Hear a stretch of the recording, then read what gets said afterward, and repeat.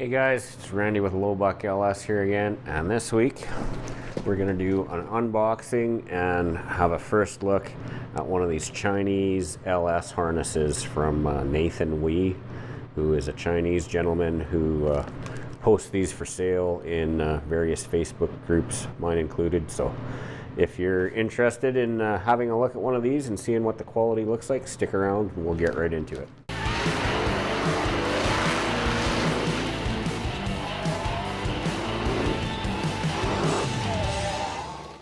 Hey guys, before we get rolling, I just want to point out this is not a sponsored video. I'm not affiliated with Nathan Wee in any way. I paid for this harness with my own money for the purposes of evaluating it.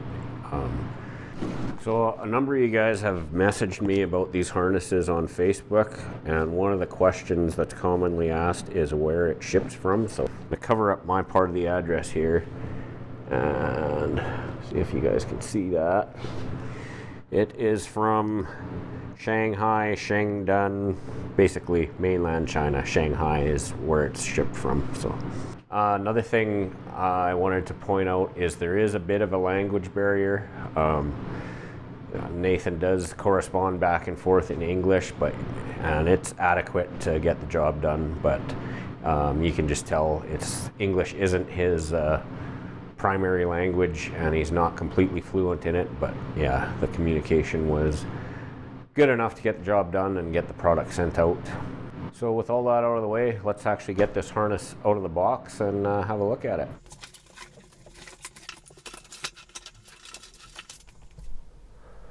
Alright, so I got the harness all laid out here for you guys. There's an instruction manual here too.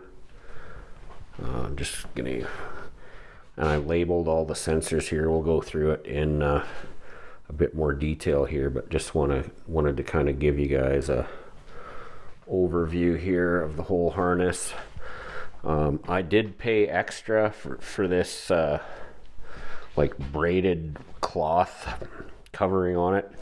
The cost of this harness set up for 4L80E Multec truck injectors was a little over $300 US. I don't want to say an exact price because it may have changed since I ordered this one. You can get a cheaper base version that has that corrugated plastic loom covering it, but I'm not a big fan of that, so I paid a little bit extra to get this braided cloth loom, and it looks pretty good, I think. It does have an extra length in here, so you can mount the ECM and stuff underneath the dash instead of in the engine compartment like on the stock Vortec trucks. So let's just start at one end of the harness and work our way to the other. At the one end here is a fuse box. It's got a little cover for it. That was actually a pain to get off. I had to like put a screwdriver in there and pry it off, but it's got 7 fuses, and somewhere in the manual here it tells you what they're all for. Next in line is there's 2 relays, one for a fuel pump, one for your ignition. Pretty straightforward. There's your ECM connectors. They look pretty standard. None of the connections are really exposed to like check the quality of the crimps and stuff, but from basically a quick visual inspection, the quality looks decent, but yeah, you can't really see the quality of the crimp connectors or anything because everything's covered up. Next in line is your Obd2 connector, where you'll hook up your computer for HP tuners and all that. Then there's this bundle of wires, which is your under dash wires, like your speedometer, engine light, tach, your brake signal for your transmission lockup or whatever it needs the brake signal for. There's a grommet where it goes through the firewall. Takes like a 2-inch hole saw according to the manual. Like I said, some extra length.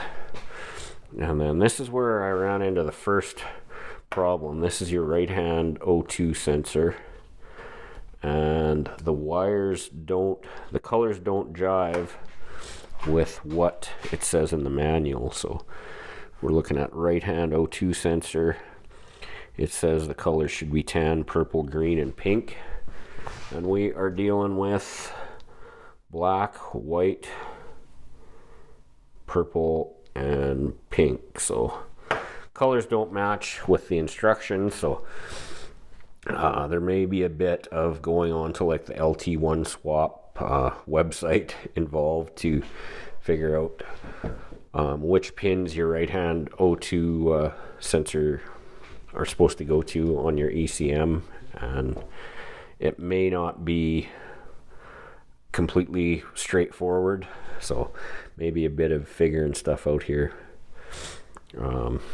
Next in line is your crank position sensor. The colors on that do match with the instructions. These are where the harness gets its main power from, which basically will go under the battery cable on your starter. Further down the line are your right hand injectors, your right hand coil pack, and these are the Multec truck injector connectors.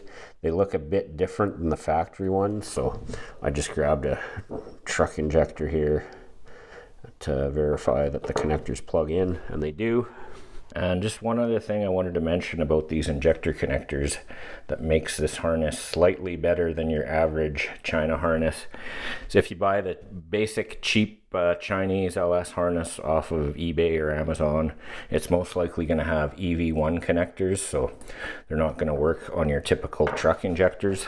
So you'll need to use, it's not the end of the world, but you'll need to use a adapter to adapt from EV1 to the Multec truck injector connector, which adds another point of failure and a little bit of cost. So, but this harness, as long as you specify which injector connectors you want, you can also get them with these Multec connectors right on them, so you won't need an adapter.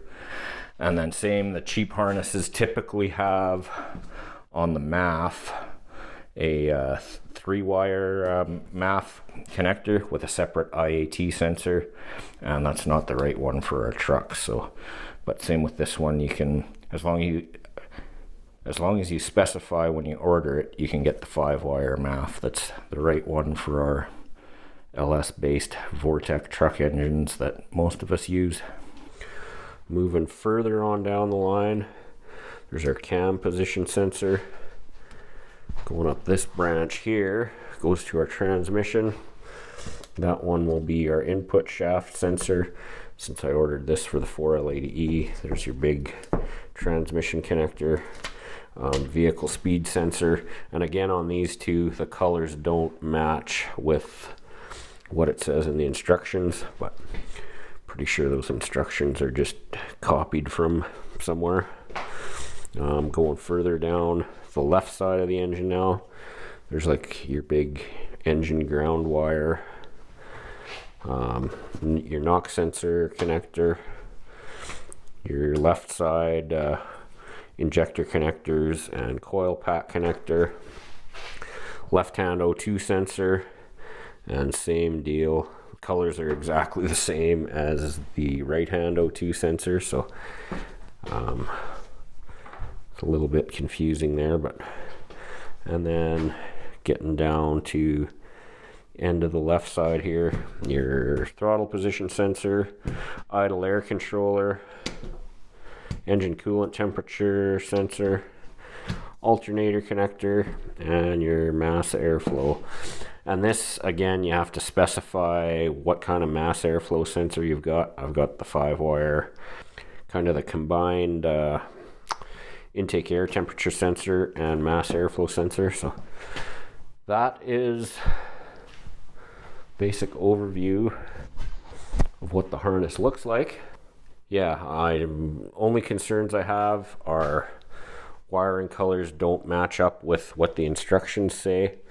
And then the other concern I've got is obviously with there being a bit of a language barrier, and let's be honest, this harness is probably built by a company that has never seen an LS engine. So if you ever want to get support for it, that's going to be a challenge. Like, even if you can get a hold of someone, they're probably not going to know enough about it to solve your problem. So that's one of the downsides of saving money buying one of these cheap Chinese harnesses, is tech support is going to be a challenge. So the alternative to that is buying a good American-made harness. Also in my Facebook group, Low Buck LS, there is Matthew from LS Harness Connection, and he's got a good reputation for providing tech support. So if you want good tech support, you're probably better off buying a harness from someone like Matthew.